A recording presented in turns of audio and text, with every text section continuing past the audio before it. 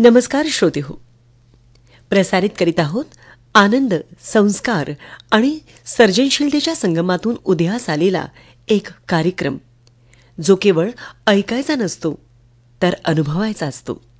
होय, आम्ही घेऊन आलो आहोत बालश्रोत्यांचा कार्यक्रम किलबिल, जिथे प्रत्येक स्वरात आहे कमालीचा आत्मविश्वास, प्रत्येक ओळीत आहे संस्कारांची ऊब आणि प्रत्येक मुलामध्ये दडलेली आहे आकाशाला गवसणी घालणारी आत्मशक्ती.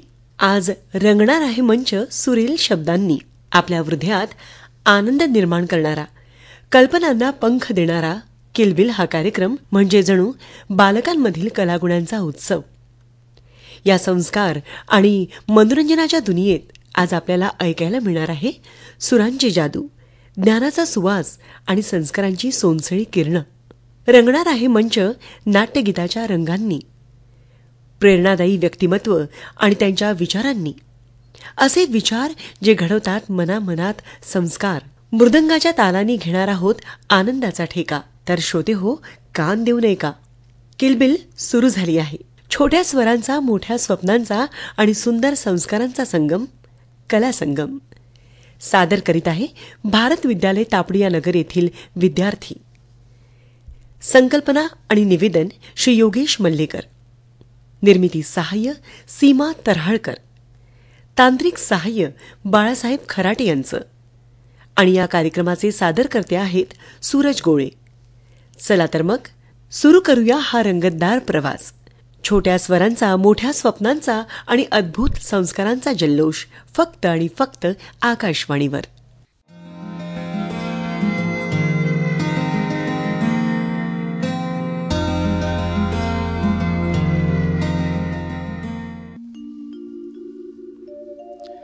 रसिक हो, सादर नमस्कार.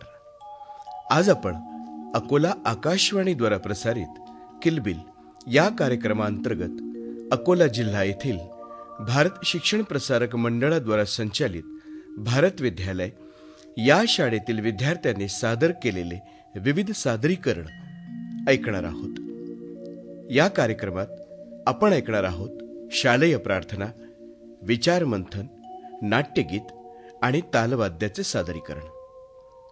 भारत विद्यालय मध्यमवर्गीय मुलामुलींची शाळा असून मराठी माध्यम शाळा संहितेत एक नावाजलेली शाळा आहे. ही शाळा विविध शैक्षणिक उपक्रमांबरोबर मुलांना बौद्धिक, शारीरिक, कलात्मकदृष्ट्या संस्कारित करण्याकरिता कटिबद्ध आहे.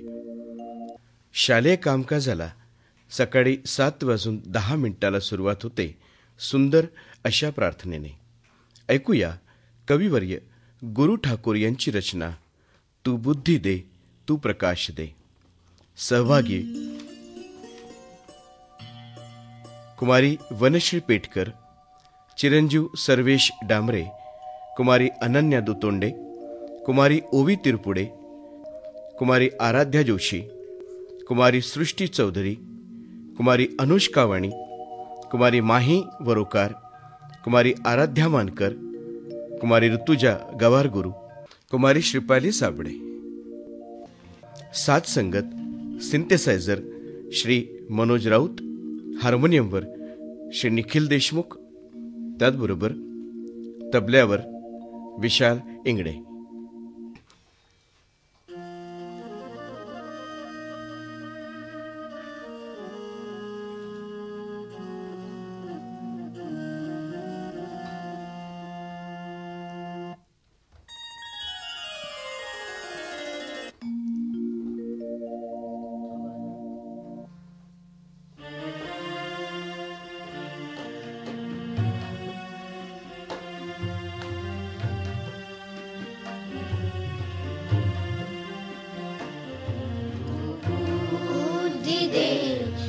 प्रकाश दे, नवचेतना विश्वास दे, तू बुद्धि दे, तू प्रकाश दे, नवचेतना विश्वास दे. हे सत्य सुंदर सर्वदा जन्म त्याचा ध्यास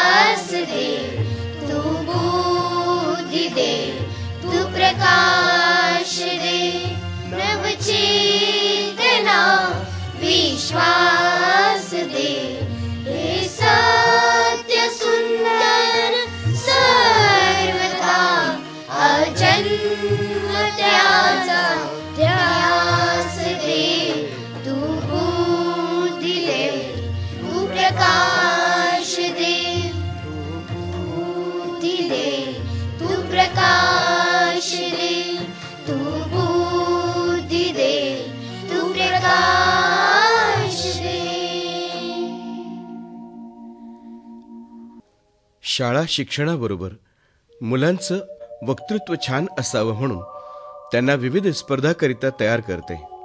ऐकूया वर्ग 7व्या वर्गातील विद्यार्थिनी कुमारी अहर्ता देवानंद तायडे हिच्या विचारातून भारतातील पहिल्या महिला शिक्षिका सावित्रीबाई फुले यांच्या विषयांचे विचार.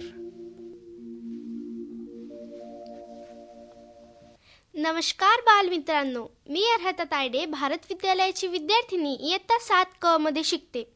जात नाही पात नाही मानव सर्व एक व्हावा. जात नाही पात नाही मानव सर्व एक व्हावा. शिक्षणाने बुद्धी जागे, शिक्षणाने बुद्धी जागे. भेदाचा अंत व्हावा, भेदाचा अंत व्हावा. ओळखलत का? म्या सावित्री. अहो, ती सावित्री नव बरं का, जिनं आपला पती यमापासून सोडून आणला. असलं बोलत सलत म्या मानत नाही आणि असल्या भाकड कथांवर आता माझा विश्वास बी नाही. म्या त्या सत्यवानाची नाही तर त्या सत्यशोधकाची सावित्री आहे. एका धगधगत्या क्रांती सूर्याची मंद आणि शांत तेवणारी क्रांती ज्योती. होय, मी सावित्री ज्योतिराव फुले बोलते. सावित्रीबाई फुले. आता तुम्ही म्हणाल, या सावित्रीविषयी तर आम्हाला सगळंच माहिती आहे. माझा जन्म, बालपण, लग्न, कार्य, अगदी सगळं. हो, मान्य आहे मला की तुम्हाला माझ्याविषयी सगळंच माहिती आहे. पण मी आज इथे माझ्याविषयी काही सांगायला किंवा मी केलेल्या कार्याचं गुणगान करायला मुळीच चाललेली नाही आहे, तर काहीतरी शोधायला आलेली आहे. आता तुम्ही म्हणाल, काय हरवलं या बाईचं जी ती शोधत आहे? अहो, हरवले आहेत माझे विचार, हरवली आहे माझी शिकवण, हरवले आहेत माझे संस्कार आणि हरवली आहे ती जाणीव. मी केलेल्या कार्याची, मी केलेल्या कष्टाची आणि मी केलेल्या त्यागाची. कटू आहे पण हेच सत्य आहे. हो, मान्य आहे ना मला की वर्षातून 2दा तुम्हाला माझी आठवण येते. वर्षातून 2दा तुम्ही माझ्या फोटोवरील धूळ झटकता आणि मला सुगंधित फुलांचा हार घालता. तुम्ही माझा जय जयकार करता. अहो, तुम्ही तर मला पार देवी बनवून सोडता. पण माझ्या विचारांचं काय? अगं मुलींनो, हेच अपेक्षित असेल का मला तुमच्याकडून?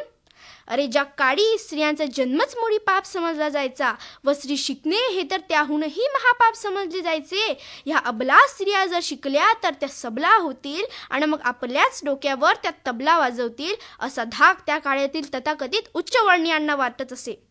म्हणूनच की काय आम्हा स्त्रियांना शिक्षणापासून वंचित ठेवले जात असेल.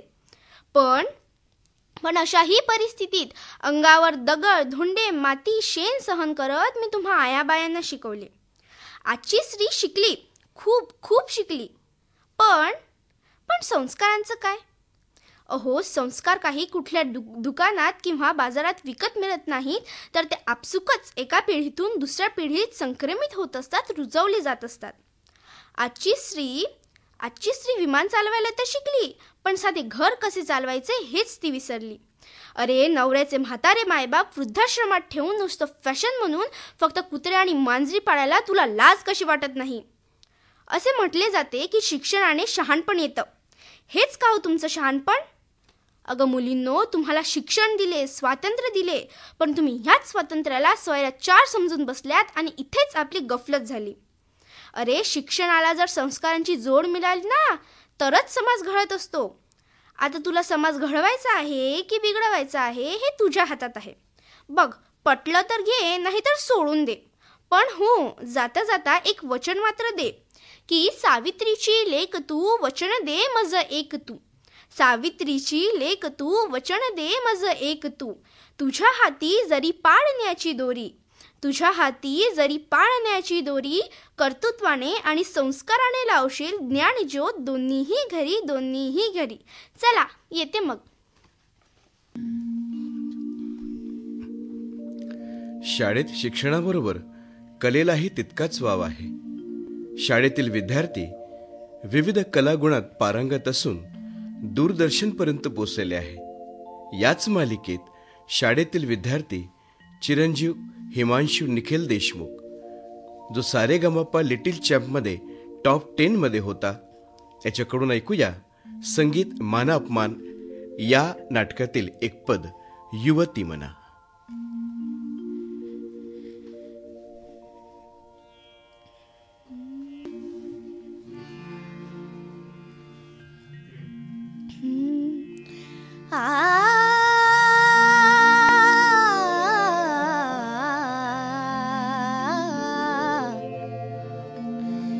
युवती मना दारुण रण रुचिर प्रेमसे झाले युवती मना दारुण रण रुचिर प्रेमसे केले रण भजना संसारी असे अमरमी केले रण भजना संसारी असे अमरमी झाले युवती मना दारुण रण रुचिर प्रेमसे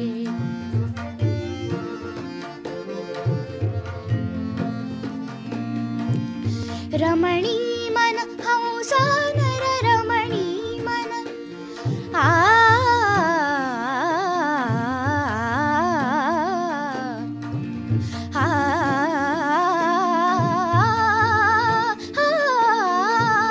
रमणी मन हंसा नर रमणी मन रमणी रमणी रमणी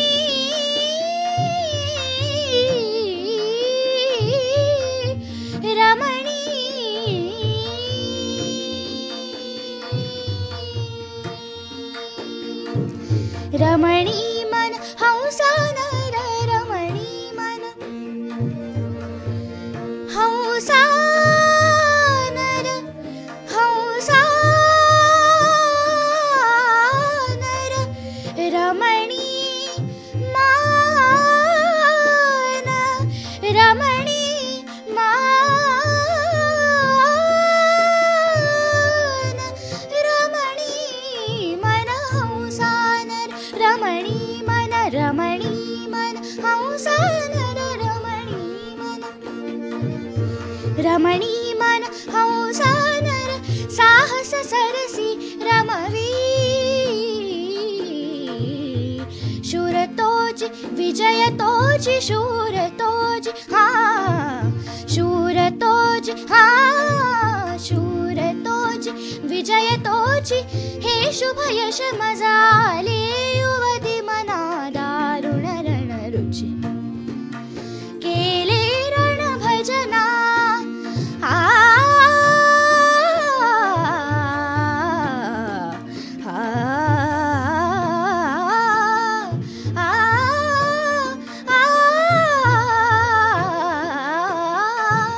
रण भजना संसारी रण भजना रण भजना रण भजना रण भजना रण भजना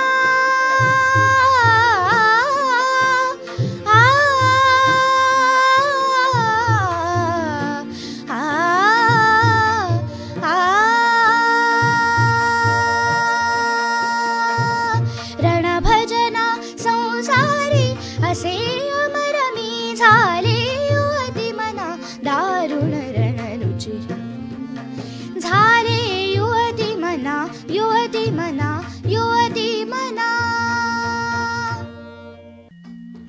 या वेलीवर उमलतील प्राजक्ताची फुले अशी ही शाळा जी थोरा मोठ्यांचेही विचार आत्मसात करते.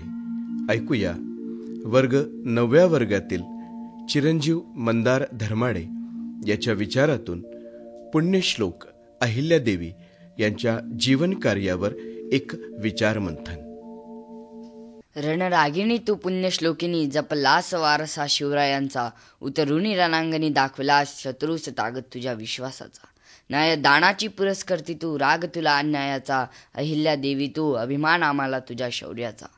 अखंड भारतभूमीचा सर्वात पहिला राजा चंद्रगुप्त मौर्य या हिंदुस्थानाच्या मातीमधला सर्वात बलाढ्य सम्राट अशोक पारतंत्र्याच्या नगरीत सुद्धा स्वतःच्या रक्ताचा अभिषेक करून मातेच्या चरणावर स्वराज्याचा आणि स्वातंत्र्याचं पहिलं पुष्प अर्पित कराना जगाच्या इतिहासातला सर्वोत्तम राजा छत्रपती शिवाजी महाराज, ज्यांनी या महाराष्ट्राच्या मातीला एक नाही तर 2-2 छत्रपती बहाल केले अशा राजमाता महासाहेब जिजाऊ.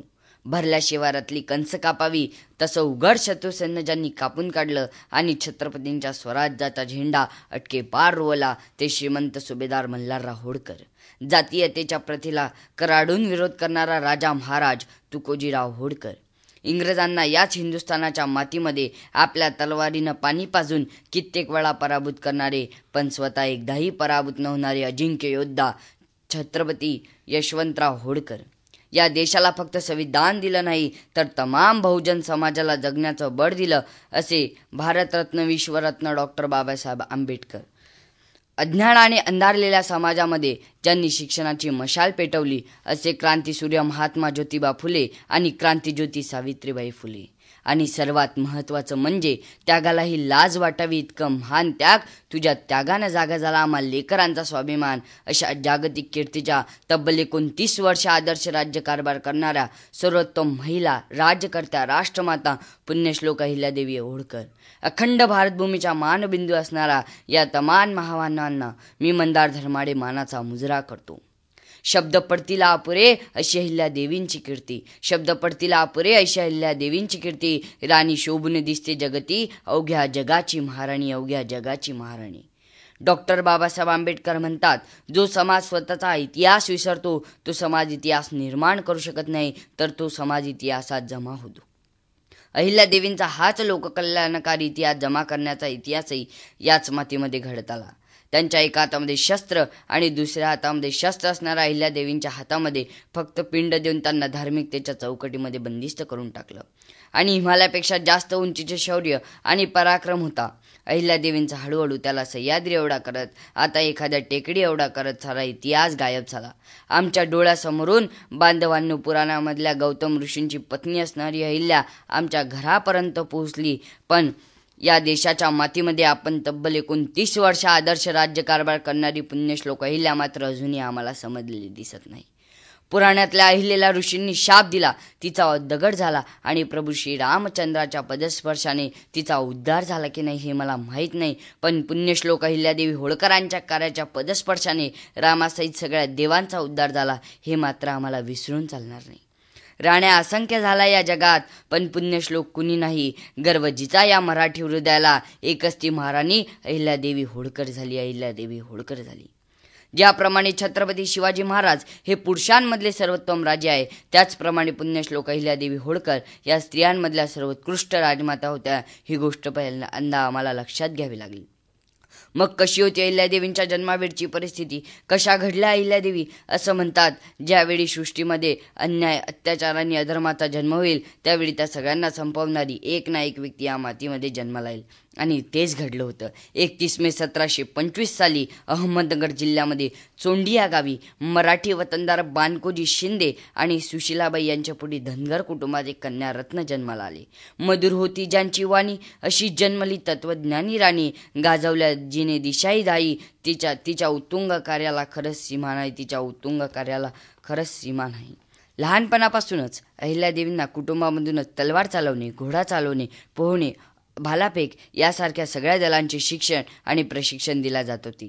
हीच ती सुरुवात होती. 1733 साली वयाच्या 8व्या वर्षी पराक्रमी सरदार सुभेदार मल्हारराव होळकर यांचे सुपुत्र खंडेराव यांच्यासोबत अहिल्यादेवींचा विवाह संपन्न झाला. मल्हारराव होळकरांच्या आशीर्वादाने आणि मार्गदर्शनाने त्यांची वाटचाल सुरू झाली. खरं तर अहिल्यादेवी होळकरांच्या इतिहासामध्ये सर्वात महत्त्वाचे योगदान कोणाचे असेल तर ते मल्हारराव होळकरांचे आहे. कारण मल्हारराव म्हणजे पराक्रमी, मल्हारराव म्हणजे सामर्थ्य आणि विश्वास, आणि मल्हारराव म्हणजे अहिल्यादेवींच्या पाठीवर आयुष्यभर पडत राहिलेली कौतुकाची थाप. होळकरांनी आपल्या 8 वर्षाच्या सुनेला सांगितलं युद्ध कसं लढावं, तलवार कशी चालवावी, तोफा, बारदाना, भाल हे सगळं कसं चालवावं. तसेच युद्ध रणांगणावर सुरू होत असतात तोफांच्या भयानक आवाज होतात तेव्हा निर्डळ्या छातीने त्याला कसं सामोरं जावं हे मल्हारराव होळकरांनी अहिल्यादेवींना शिकवलं. तसेच अहिल्यादेवी या नीतिशास्त्र, धर्मशास्त्र, राज्यशास्त्रात तरबेज होतात. याचा अभिमान त्यांचे पती खंडेराव यांना होता.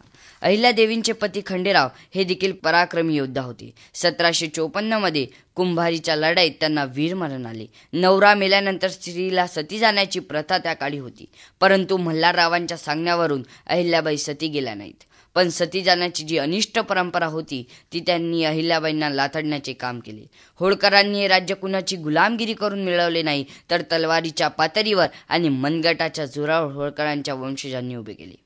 आतापर्यंत सर्वात जास्त संकटे कोणत्या राज्यकर्त्यावर आली असतील तर ती अहिल्याबाई होळकरांवर. अहिल्यादेवींच्या हयातीतच नवरा, मुलगा, सासरा, जावई यांचे निधन झाले. राज्यकारभार पाहण्यासाठी कुणीच पुरुष उरला नाही. अशा वेळी एकटाम अहिल्यादेवींनी राज्यकारभार करण्याचा निर्णय घेतला. या संधीचा फायदा घेत राघोबा पेशवे यांनी 50,000ची फौज घेऊन अहिल्यादेवींच्या राज्यावर आले. परंतु अहिल्यादेवींची दूरदृष्टी बघाना त्यांनी आपल्या राज्यातील महिलांना तलवार चालवणे आणि इतर युद्धकला शिकवल्या आणि संपूर्ण भारतात महिलांची पहिली फौज तयार करणाऱ्या अहिल्याबाई होळकरच होत्या.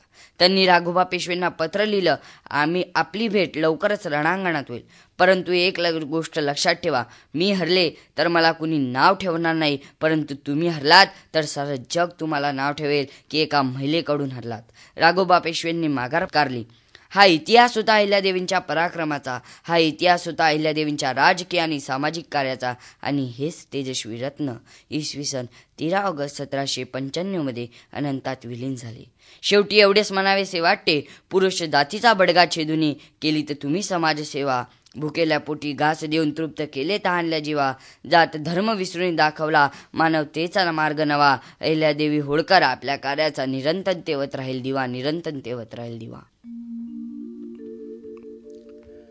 हरिपाठ महाराष्ट्रातील वारकरी संप्रदायाचा एक अविभाज्य भाग. हरिपाठाच्या माध्यमातून पांडुरंगापर्यंत जाण्याचा मार्ग सुकर होतो. ऐकूया शाळेचा विद्यार्थी चिरंजीव अर्जुन यादगिरे याचे मृदंगवादन.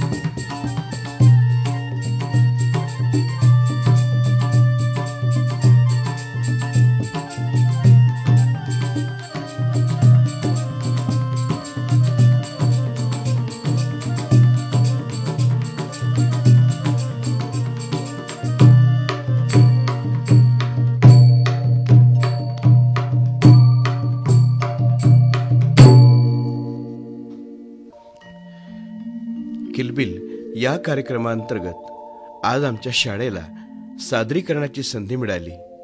शाळेच्या वतीने, संस्थेच्या वतीने तसेच शाळेचे मुख्याध्यापक श्री घोगरे सर आणि समस्त शिक्षक वृंद यांच्या वतीने आपले मनस्वी आभार. धन्यवाद. श्रोते हो, आजचा किलबिल हा कार्यक्रम सादर केला भारत विद्यालय तापडिया नगर अकोला येथील विद्यार्थ्यांनी. संकल्पना आणि निवेदन श्री योगेश मल्लेकर. निर्मिती सहाय्य सीमा तऱ्हाळकर. तांत्रिक सहाय्य बाळासाहेब खराटे. आणि या कार्यक्रमाचे सादर करते होते सूरज गोळे. श्रोते हो, हा कार्यक्रम आपल्याला कसा वाटला ते नक्की कळवा. या कार्यक्रमात आपल्यालाही सहभाग घ्यायचा असेल तर आमच्याशी संपर्क साधा. त्यासाठी आमचा फोन नंबर असा आहे 0724 245 6461. पुन्हा भेटूया पुढील रविवारी. तोपर्यंत स्वस्थ रहा, मस्त रहा.